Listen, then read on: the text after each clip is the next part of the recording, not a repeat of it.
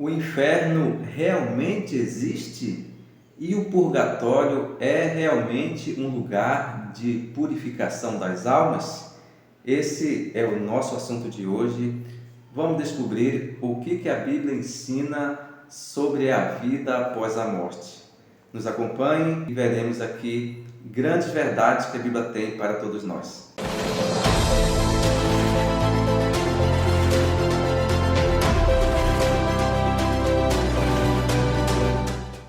Olá, meus amigos, bem-vindo a mais um estudo da lição. Chegamos à lição de número 10 e o nosso tema desta semana, as chamas do inferno. O que é o inferno? Se você ainda não é inscrito no canal, se inscreva, curta e compartilhe para que este vídeo possa chegar a mais pessoas e dessa forma também você vai estar contribuindo para que muitas pessoas conheçam essa verdade sobre um tema para lá de polêmico. O que a Bíblia nos fala sobre o inferno, purgatório, reencarnação? São temas difíceis de lidar e infelizmente muitas pessoas estão sendo enganadas com esse tema, mas hoje nós vamos debater um pouco sobre este assunto e mostrar um pouco o que a Bíblia tem para nos falar sobre esse tema. O que é o inferno? A palavra inferno, Hades ou Sheol, ela significa sepultura. Muitos acreditam que quando uma pessoa morre, ela vai para o inferno ou para o céu. Mas na verdade não é isso que a Bíblia nos coloca. A Bíblia nos coloca em primeiro ponto que quando uma pessoa morre, o fôlego volta para Deus, o nefesh, fôlego de vida, a alma, né? A alma é o fôlego, é a respiração, é o espírito da pessoa. Ela volta para Deus, porque foi Deus quem deu, é Deus que é o dono da vida. Então, o fôlego volta para Deus e a matéria, ela vira pó. O homem veio do pó e ao pó tornará. Por ocasião da volta de Jesus, aqueles que morreram em Cristo, eles vão ressuscitar primeiro para se encontrar com Jesus e viver a eternidade. Por outro lado, aqueles que não morreram em Cristo, que morreram despreparados, aqueles que rejeitaram a verdade, eles não vão ressuscitar por ocasião da volta de Jesus. Eles vão ressuscitar depois dos 1000 anos para receber a morte eterna. Mas vamos com calma, porque é um assunto que exige cautela, exige precaução, e nós temos que acompanhar a linha do tempo, a linha de um raciocínio, para que nós possamos entender este assunto definitivo de uma só vez. Muito bem. O que é então essa questão do fogo do inferno? Como eu falei, a palavra inferno é sepultura, né? Do grego e do hebraico, Hades ou Sheol, significa sepultura. Então, a palavra inferno não é um lugar físico. Não existe um lugar físico denominado inferno. Mas inferno simplesmente é o lugar da sepultura. Lá não existe nada de anormal, não existe um fogo, não existe um fantasma, não existe nada disso. Embora muitos acreditem de forma errada, né? E a Bíblia não dá nenhum apoio com respeito a esse raciocínio. Então, para começarmos, eu queria ler o que está escrito aqui em Mateus capítulo 18 e o verso 8, que diz o seguinte: Mateus 18, verso 8: portanto, se a tua mão ou o teu pé te faz tropeçar, corta-o e o lança fora de ti, pois é melhor entrares na vida manco ou aleijado do que tendo 2 mãos ou 2 pés e serem lançado no fogo eterno. O que é esse fogo eterno que a Bíblia está nos falando? É um fogo que vai se queimar, que nunca mais vai se apagar, porque a Bíblia fala que ele é eterno. E se ele vai queimar, se ele é eterno, sem se apagar, quando que ele vai começar a queimar? Ele já começou a queimar? Ele está em algum lugar desse planeta sendo queimado nesse momento ou no futuro? Então vamos destrinchar este tema, mas eu queria ler mais um texto da Bíblia, que está lá em Mateus capítulo 25 e o verso 41. Diz assim: então o rei dirá também aos que estiverem à sua esquerda: apartai-vos de mim, maldito, para o fogo eterno, preparado para o diabo e seus anjos. Muito bem, meus amados, então nós já descobrimos que a Bíblia ela fala de um fogo eterno. Agora, que fogo eterno é esse? Quando que ele vai começar a destruir os pecadores? Muitos acreditam que esse fogo eterno ele já existe hoje, mas nós não temos nenhuma evidência bíblica de que esse fogo eterno ele está em algum lugar por aí desse planeta queimando alguma pessoa. Esse fogo eterno é um fogo que vai começar após os 1000 anos, ok? Vai vir a volta de Jesus, o grande dia do juízo final, os salvos vão para o céu e aqueles que não morreram em Cristo, que foram condenados, eles vão ficar aqui nesta terra com Satanás por 1000 anos e depois do milênio, Deus vai mandar o fogo eterno. É nessa ocasião que vai acontecer o fogo com enxofre, o fogo eterno que vai destruir todo o mal pela raiz, que vai destruir todos os pecadores e o pecado junto. Então, o pecador que se agarrou ao pecado, que não quis que o sangue de Jesus lhe perdoasse, que ele não aceitou a verdade, que rejeitou a palavra de Deus, ele vai morrer também junto com o pecado, porque ele não quis largar do pecado. Mas isso vai acontecer apenas depois do milênio, apenas após os 1000 anos.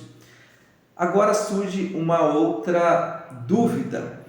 Esse fogo eterno, ele realmente, ele nunca vai se apagar? Ele vai queimar ali o diabo e seus anjos, conforme aqui falou em Mateus, para todo sempre e nunca mais vai apagar? Não, meus amados, não é isso. A palavra eterno, quando se fala aos seres humanos que vão queimar com fogo eterno, é diferente com a eternidade de Deus. Então, cada contexto de uma palavra na Bíblia, ela tem que ser analisada em seu contexto imediato, em seu contexto amplo, para saber o que aquela palavra está dizendo. Então, quando fala que nós, seres humanos, somos eternos, nós somos eternos enquanto nós temos possibilidade de viver aqui nesse mundo. Quando a Bíblia fala que Deus é eterno, é no sentido de que a eternidade de Deus é para sempre diferente da nossa. Quando, por exemplo, a Bíblia fala que Deus é perfeito, é o perfeito na ótica divina, na ótica de Deus. Quando Deus ele quer que eu seja perfeito, essa perfeição é na ótica humana, é na ótica de nós seres finitos. A nossa perfeição não é igual à perfeição de Deus. Da mesma forma que a eternidade humana, ela não é igualada à eternidade de Deus. E nesse contexto aqui que nós lemos, do fogo eterno que vai destruir o pecador, ele vai destruir enquanto estiver combustível para que aquele fogo possa queimar. Eu queria ler aqui um outro verso que se encontra em Apocalipse capítulo 20 e o verso 12, que diz assim: vi também os mortos, os grandes e os pequenos, postos em pé diante do trono. Então se abriram os livros. Ainda outro livro, o livro da vida, foi aberto. E os mortos foram julgados segundo as suas obras, conforme o que se achava escrito no livro. Preste atenção. Nós, seres humanos, nós vamos ser salvos pela graça de Deus, mas o julgamento será pelas obras, ok? Não esqueça disso. Salvação é pela graça, mas o julgamento vai ser pelas obras. Então, todos vão ser julgados de acordo com o seu merecimento, de acordo com as suas obras. Depois que a porta da graça se fechar, ou a pessoa morrer, ou a volta de Jesus se consumar, não vai mais ter outra oportunidade. Quem está salvo, quem está perdido. Não vai ter mais outra oportunidade numa outra geração, numa outra encarnação, numa outra vida. Portanto, todo o bem que nós fazemos aqui é o fruto da nossa salvação. Mas aqueles que não aceitaram a verdade, que rejeitaram a cruz, a graça e o perdão de Deus, eles vão estar condenados pela morte eterna, vão queimar o fogo eterno, mas eles vão pagar de acordo com as suas obras, conforme falou aqui Apocalipse 20 e o verso 12.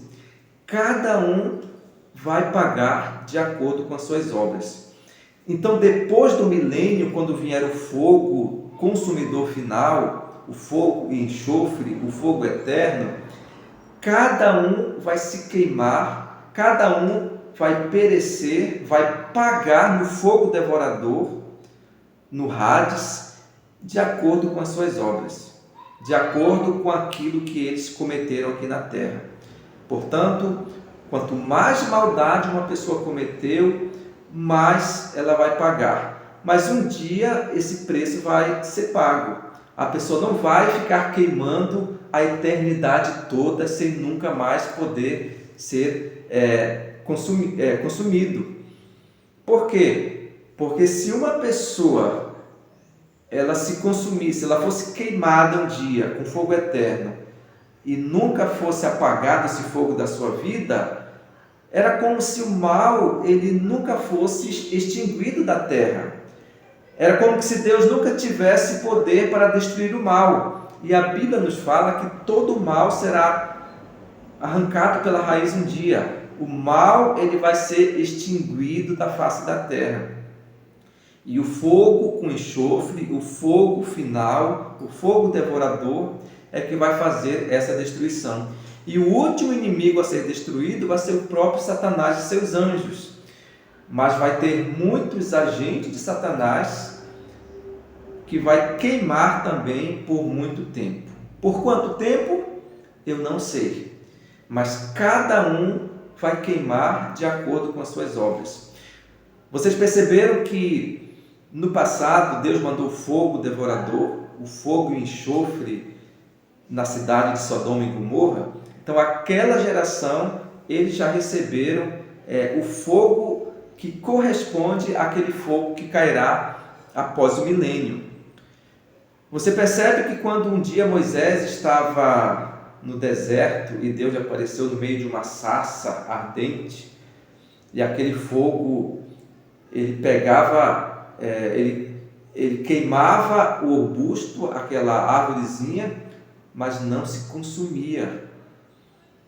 É mais ou menos assim que irá acontecer no juízo final, depois do milênio, quando Deus mandará o fogo destruidor. Depois do milênio, não agora. Agora não está acontecendo nada ainda. Após o milênio, vai vir o fogo e enxofre, o fogo devorador. E cada um vai queimar na proporção do mal que ela fez aqui na terra. Alguns vão queimar um mês, outros vão ficar queimando 6 meses, outro 1 ano, outro 10 anos, outro 100 anos. Possivelmente algumas pessoas vão ficar queimando, sofrendo por alguns milhares de anos. Mas um dia ela vai ser consumida totalmente, porque o mal ele vai ser erradicado. Ninguém vai ficar queimando eternamente, tá? Esse eterno não é para sempre, é em outro sentido. É um eterno da perspectiva humana, não o eterno como Deus. Deus é eterno para sempre, mas o fogo eterno significa que aquela alma ela vai queimar e não vai ser destruída facilmente. Ela vai ficar sofrendo até ela pagar por toda a maldade que ela fez aqui na terra. Eu vou dar um exemplo bem claro. Eu tenho aqui um cotonete e eu vou aqui acender esse cotonete. Então aqui nós temos um fogo consumindo esse cotonete. E esse fogo, ele vai consumindo até o momento em que houver combustível, em que houver matéria, em que houver algo para queimar. Depois que não tiver mais nada para queimar, pronto, vai acabar. Acabou. Entendeu? Agora, se eu pego esse material aqui e queimo também, ele tem uma outra durabilidade, bem rápida. Agora, se eu pego, por exemplo, isso daqui, se eu pego, por exemplo, esse material aqui para queimar e eu toco fogo nele, ele vai passar muito mais tempo queimando do que um chumaço de algodão ou do que um palito de cotonete. Ou seja, aqui tem mais matéria para ser queimada, vai demorar mais tempo. Se alguns demoram 20 segundos, 1 minuto ou 2 horas, cada um vai queimar de acordo com o combustível que ele tem. Então, meus amados, vai ser dessa forma o fogo eterno. Cada pessoa vai queimar de acordo com a sua maldade, de acordo com as suas obras. Imagine um assassino, imagine um bandido, um sequestrador. Você já possa imaginar um político que rouba milhões, um político que deixa muitos na miséria, uma pessoa que comete assassinato, roubo. Imagine só como não será ou quanto tempo essa pessoa não ficará queimando. Mas um dia ela vai queimar por definitivo. E o último inimigo a ser derrotado vai ser o próprio Satanás, que vai passar mais tempo queimando. Deu para entender, meus amados? Então, o fogo eterno, ele vai ser queimado, as pessoas vão queimar no fogo eterno de acordo com as suas obras. Alguns vão passar mais tempo e outros vão passar menos tempo queimando de acordo com a maldade que eles fizeram.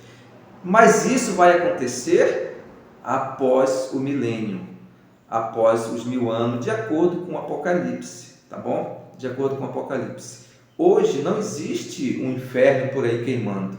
Hoje não existe um lugar alternativo aí onde as pessoas estão lá sofrendo, como muitos acreditam. Isso não tem base bíblica. A Bíblia não apoia essa ideia. Não existe nenhum texto na Bíblia que diz que hoje existe um inferno, um lugar queimando. Não existe. As pessoas, quando morrem hoje, o fôlego volta para Deus e a pessoa se torna em pó novamente. No dia quando Cristo voltar, os salvos, eles vão ressuscitar para receberem a sua recompensa. É isso que Tessalonicenses fala lá por meio do apóstolo Paulo. E aqueles que não vão se salvar vão esperar mais 1000 anos, e depois dos 1000 anos Deus vai mandar fogo devorador e cada um vai ser queimado de acordo com as suas obras. Meus amados, um outro tema que chama muita atenção na lição desta semana é o tema do purgatório. O que é o purgatório? O purgatório é realmente um lugar de aperfeiçoamento? O purgatório é realmente um lugar onde as pessoas elas vão passar por um processo de se aperfeiçoar do seu mal, da sua maldade? Isso também, meus amados, não é uma ideia que está na Bíblia. Isso foi uma invenção humana. Isso foi colocado lá por volta do ano 1250 pela Igreja Católica e foi inserido no Catecismo Católico. E olha só o que diz o Catecismo Católico com respeito à questão do purgatório. Olha só: os que morrem na graça e na amizade de Deus, mas não de todo purificados, embora seguros de sua salvação eterna, sofrem depois da morte uma purificação a fim de obterem a santidade necessária para entrar na alegria do céu. Isso está lá no Catecismo Católico, edição Loyola, 2022, página 290 e 291. Então, o purgatório, ele foi uma teoria da Igreja Católica que começou na Idade Média. Na Idade Média, vocês já ouviram falar nas vendas de indulgências. O que era a venda de indulgência? A venda de indulgência era um pagamento que a Igreja Católica recebia para que as pessoas pudessem ter acesso à salvação. A salvação era comprada. Se você pagasse um valor para eles, você estaria com a sua salvação garantida ou quase garantida. Funcionava mais ou menos assim. Vamos dizer que a pessoa cometesse um pecado, aí o Papa chegava para a pessoa, ou o padre, ou o monge, e dizia assim: olha, se você pagar 10 mil reais, você não vai sofrer tanto quando você morrer. Em vez de você passar 20 anos se purificando no purgatório, você vai passar só 5 anos. Mas se você quiser pagar 15 mil reais ou 20 mil reais, você vai ficar só com 1 ano já lá no purgatório sofrendo. Mas se você pagar um valor maior, pronto, está resolvido. Imagine essa loucura que acontecia no passado. E naquela época da Idade Média, teve um padre agostiniano chamado Martinho Lutero que disse: opa, aí tem coisa errada. Como pode uma pessoa pagar pela sua salvação? Se a Bíblia fala que a salvação é unicamente pela graça de Deus. E foi nesse momento, meus amados, que começou a reforma protestante, dado início por um homem chamado Martinho Lutero. Isso já faz um pouco mais de 500 anos. A reforma protestante, ela deu um grande pontapé inicial na doutrina da salvação pela graça, unicamente pela graça. E é isso que a Bíblia fala. Mas, infelizmente, a doutrina errônea, satânica do purgatório, ela não se desenraizou e ela continua viva na cabeça de muitas pessoas até hoje. Então, muitos acreditam que quando uma pessoa morre, ela vai para um processo de purificação. Se ela fez uma maldade muito grande, ela vai passar mais tempo para se purificar. Se ela fez uma maldade pouca, ela vai passar pouco tempo no purgatório se purificando. E se ela era uma pessoa boa, uma pessoa de integridade ilibada, ela já vai direto para o céu. Morreu, já está no céu, direto para o céu.